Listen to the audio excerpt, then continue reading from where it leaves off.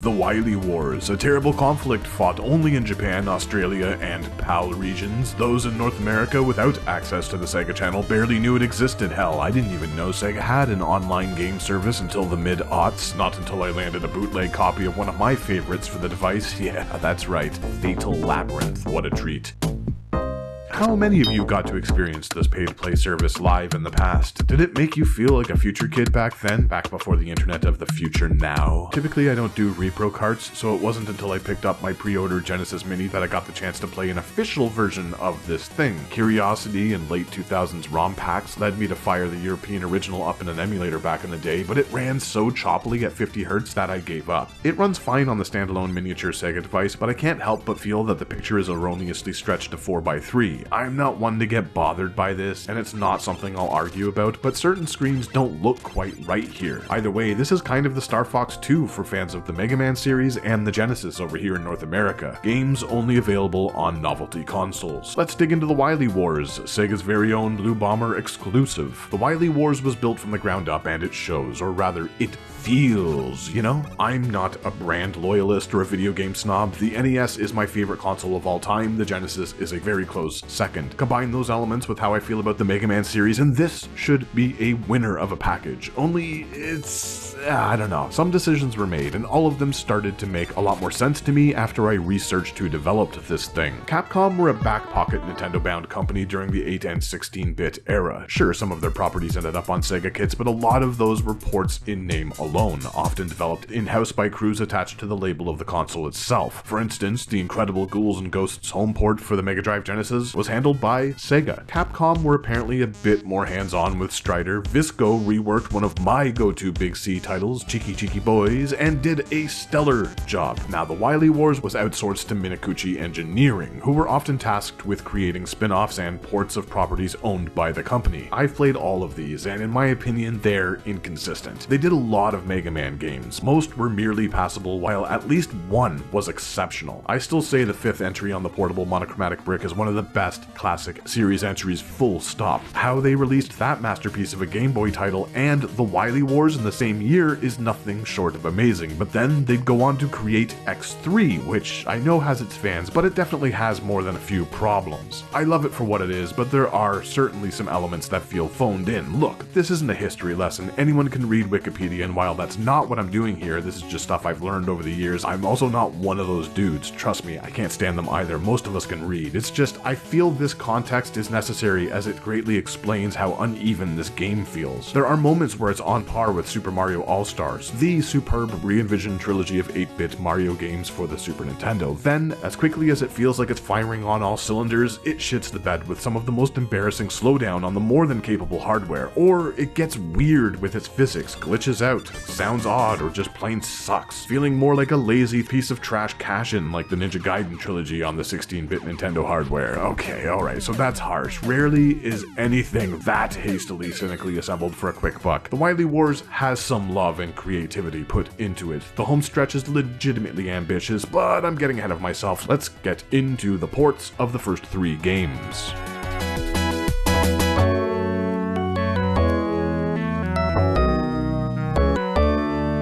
I'm old, so I remember playing each of these titles the week they dropped in North America. I say that because I'm definitely scrutinizing these adaptations more than the average Joe. Still, I'm trying to be fair, as this is technically a reworked package presented in its own way on a console that had never received any of these games before '94. I'll say this, if I only owned a Mega Drive, this would have more than satisfied my Mega Man itch. There's a lot here, and nothing is inherently broken. From the onset, it's a wonderful thing to have all 3 NES games playable on one cart, and the fact that saving as a feature is icing on the cake. Sure, passwords were available for the 2nd and 3rd entries, but not having to write down a code is a thing of beauty. On the negative side, in a nitpicky way, I think these menus could have been designed better. They're okay, but it's presented in a slightly clunky way. Upon completion of a stage, it boots us out to the screen, displaying the robot masters of the game we are currently playing. Visually, it isn't giving me a percentage or a lot of information to go on. There's just something missing about the readability of these files. What I do like is how how flexible this package is with controller inputs. This was sort of a Sega thing, that and music players. One of the 3 buttons on the stock standard Mega Drive controller is used to access the in-game item menu, which is nice. A, B, and C can be configured in any way. What sucks is how they reset in between every game. In my experience, they return to their default inputs upon entering Mega Man 2 after completing the first title. It's little things like this that I think could have been fixed had this been given a few months of further testing. Loading up the first game when we are greeted with the Japanese artwork as well as Yasuaki Fujita's intro music from Mega Man 3 for some reason. The Robot Master mugshots have been updated to match those from the second and third entries. Rock,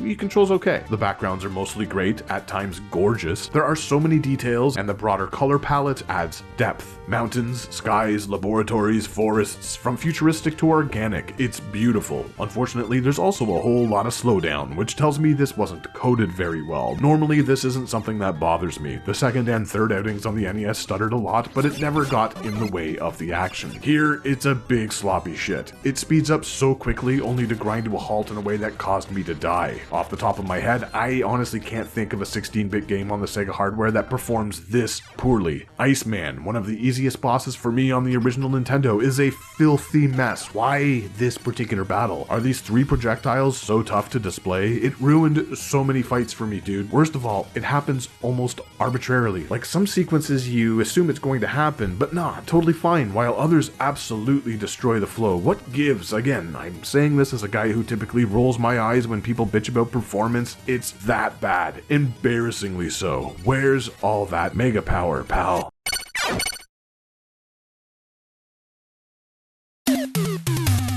In the first 2 NES titles, the Blue Bomber slid around a bit. That's been ironed out here, but now he's stiff. Noticeably so. It's hard to explain. Hard stiff. Like in the third entry, he stops dead in his tracks transitioning out of a slide. Rarely does it interfere with gameplay, but for us seasoned fans, it's rather clunky not being able to leap out of it smoothly. It doesn't feel bad per se. If this was your first Mega Man, you wouldn't notice how rigid it feels. It's only in comparison that it feels awkward. All of the enemies have been redrawn, some more than others. Most of their patterns feel like a 1-to-1 conversion, but I noticed some minor tweaks, such as the Sniper Joes not opening up as long to deal damage, or how the giant eyeball stompers jump a little higher overall, resulting in enough space to safely walk underneath them damage-free. Beautiful. This is the type of change I can get behind, because these bastards were straight up awful to deal with in the base game. They'd hop erratically, making it next to impossible to judge when to pass through. The damage they'd deliver was so severe. All of the Robot Masters look terrific, colorful cartoony details. They also feel a bit different to fight, especially here in Mega Man 1. Let's do a rundown.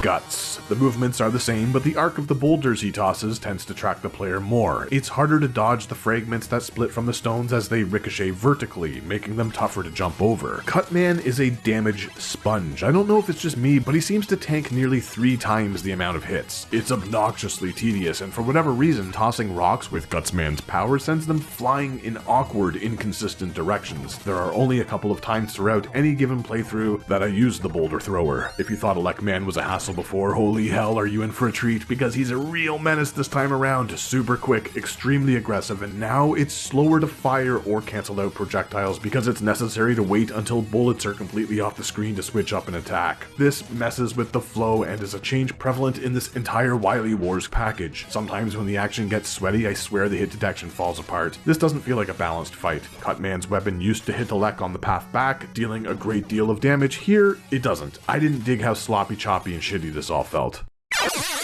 In general, ice is more slippery than ever. Rock is buoyant in patches of water, similar to how he operates in Mega Man 2. The Magnet Beam platform creator is sluggish to the point where it feels straight up broken and unreliable to use in a pinch. What happened? It's like attempting to squeeze cold caulking or trying to pour refrigerator fudge. Why is this so damn slow? Oh, slow. Yeah, wow. Speaking of slow, I said it before, the Robot Master himself looks terrific with his adorable parka, but how is one supposed to dodge these icicles when the action speeds up and slows down like this? I know I already said it, but it's the worst.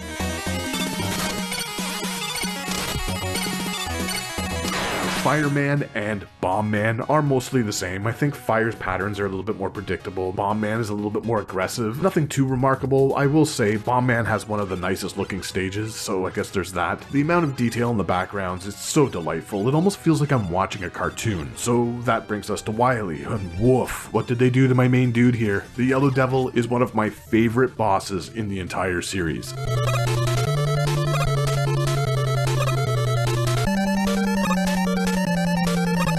This Yellow Devil. Wow, does this ever feel bad? What is causing it to chug so much? What else do we have? Right, the bubble machine. It fires a few more rounds, which is a cool addition, but yeah, like I said, tossing these boulders is inconsistent at best, so I had to get right up in its grill. Overall, hit or miss. Spikes won't insta-kill our main dude if he's invincible from damage. Something that didn't start until the second entry is present here in the first. Items seem to drop more, but man, that slowdown really holds things back, and sometimes smaller enemies will absolutely bombard the blue bomber.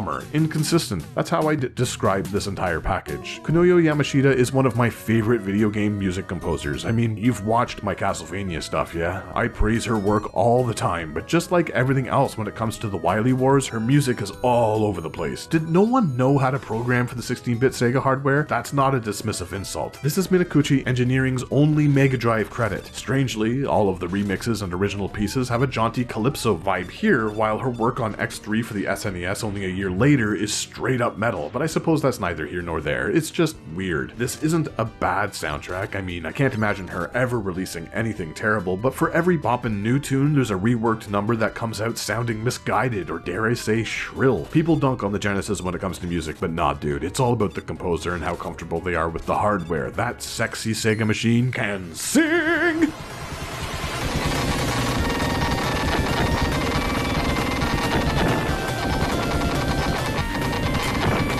Mega Man 2 defaults to difficult, which is normal. I don't gatekeep, but if you're playing on normal and telling people this entry is easy, you're doing it wrong. Boom! This Mega Man 2 remake already feels less choppy. Oops, wait. Oh, spoke too soon because holy fucking war.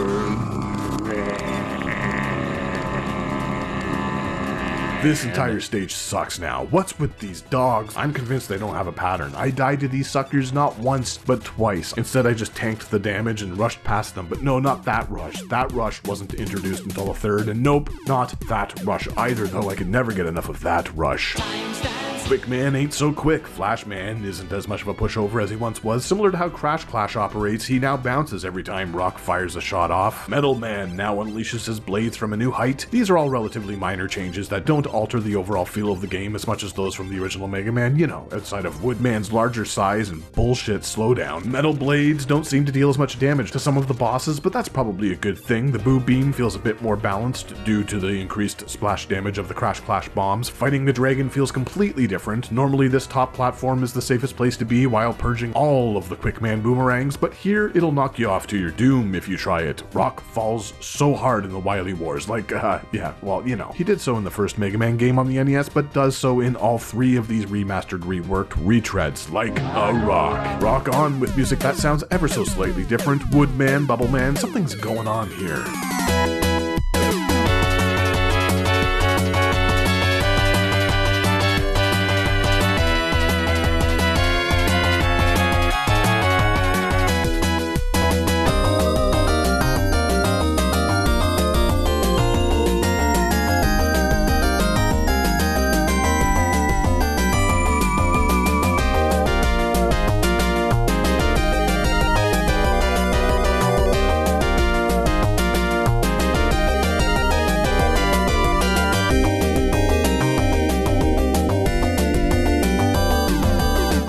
Bar, a minor sequence removed, I can't quite put my finger on it. The great thing about this version is that E-tanks remain in the inventory upon saving the game. In the original, they'd vanish after inputting a password, which was a bummer. Googly-eyed, what's with his peepers here? There are some strange things going on in this third title. Firstly, the poles dropped by these vaulting villains can't be destroyed, which kinda ruins the flow while fighting them. Also in Snake Man stage, these lifts. They no longer glitch the blue bomber into the bottomless pit, but now they jitter him around in mid-air. I keep saying it, forever every improvement, there's a new hiccup. Why is Rush blue on the item select screen? Why is Proto Man so squat, smooshed, and stocky? Why does Hardman's sprite look like something from the 7th entry? He's massive with more detail than the other robot masters. His knuckles are trickier to dodge as they no longer fly off screen. Oh god, what did they do to his stage music? What's that noise? It hurts me to hear my precious Sega kit sound so wretchedly dirty. Hard.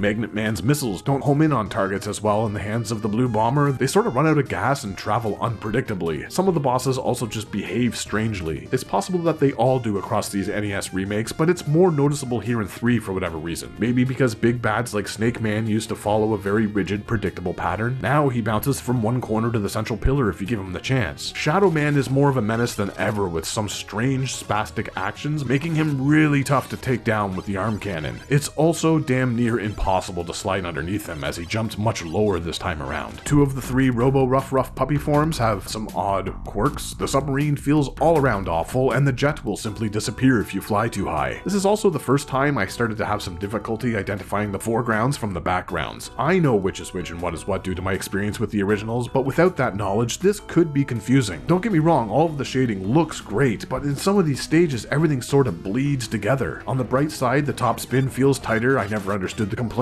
over how it worked on the NES. How hard is it to simply tap the action button in midair? But hey, it's less unwieldy here, I guess. Another gripe a lot of people seem to have about the original game is how it forces players to revisit 4 of the 8 stages before Wily's castle. This is something I've never understood, as I've always considered these to be different enough. I still look forward to playing through this second act, facing familiar robot masters, battling new enemies, witnessing the destroyed terrain. Either way, these ruins look even better here on the Mega Drive. The sunny backdrop of Needleman's level now fragmented and dark. The flickering lights of Shadow Man's area. I don't know how to explain it, they just look a little better. They also fixed the clunky collision on these snapping platforms. No longer do they collapse immediately under the pressure of the Blue Bomber's body. It feels better. Much better. For whatever reason, Doc Robot is smaller, stricken by the same Roboenza virus that infected Proto Man. These busted-ass Guts Man prototypes in Wily's castle have been reworked. They always felt lazily designed, with nearly impossible attacks to dodge, but now easy peasy, lemon, palate squeezy. Balance. All in all, this is a fine way to experience the trilogy. Inconsistent, yes, but certainly not bad. Where this game truly shines is in the brand spanking new content. Man, they had some ideas here, and most of them are terrific. So good. Once the core games have been completed, the Wily Tower reveals itself. It's like a mini Mega Man adventure, kicking off with 3 brand spanking new robot masters based on characters from Journey to the West. These encounters are far more dynamic than anything we've experienced up to this point in the Wily Wars. Interestingly, they feel like prototypes for future big bads in the classic series and X. Buster Rod G has a melee staff attack that juts out from his body while he's in midair, a pattern that would later be adopted by Springman in Mega Man 7 for the SNES. The amphibious movements of Mega Water S are made more compelling due to his unique arena. Say that 3 times fast. One of his attacks reminds me an awful lot of Aquaman's geyser from the 8th entry. This is just a cool, ambitious encounter all around.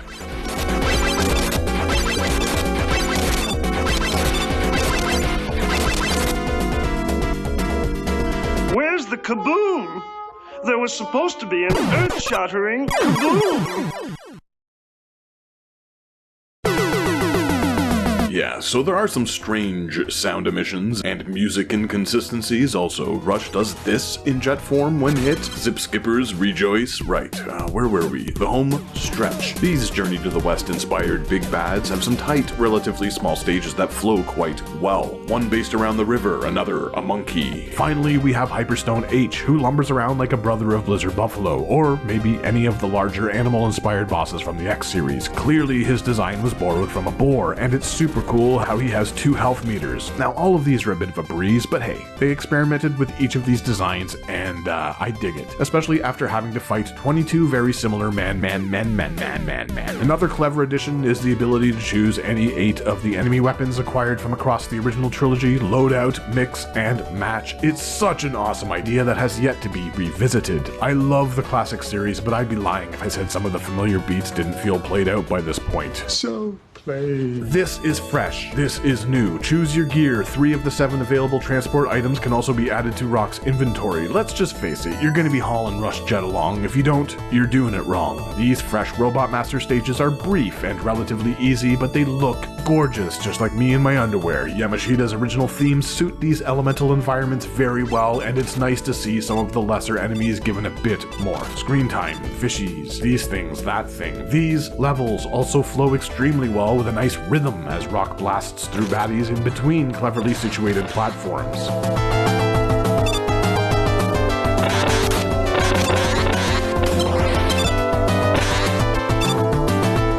Wily expectedly returns after these 3 bosses have been eliminated, and man, these are some of the finest castle levels in the entire classic series. Branching paths, beautiful vibrant backgrounds, interesting traps and hazards, well-placed baddies. They are still not much of a challenge, but everything feels so deliberately designed with the power of the Mega Drive in mind. Look at this snake dragon thing, the bouncy platform, so dynamic. More importantly, it's like nothing we had seen from this series in 1994. Iron Ball feels a little phoned in, but it's still a refreshing shakeup. Also a bit of a diversion, but does anyone else hear that Ninja Turtles tune in this Wily Castle track?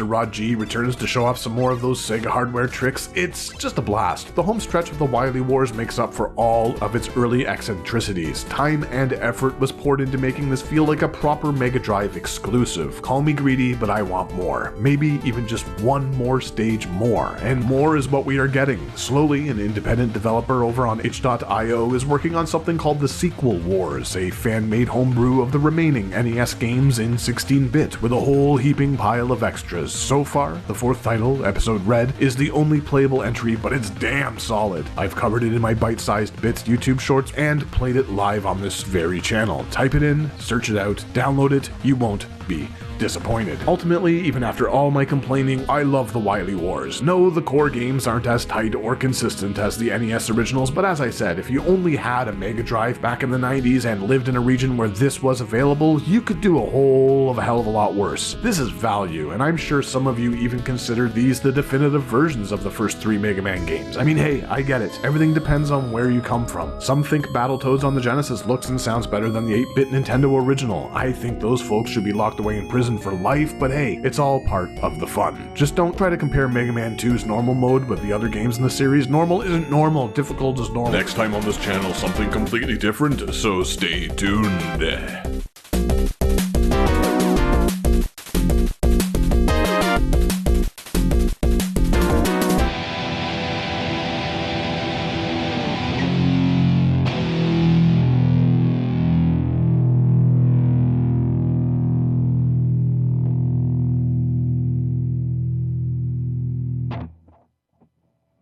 Stop just watching TV.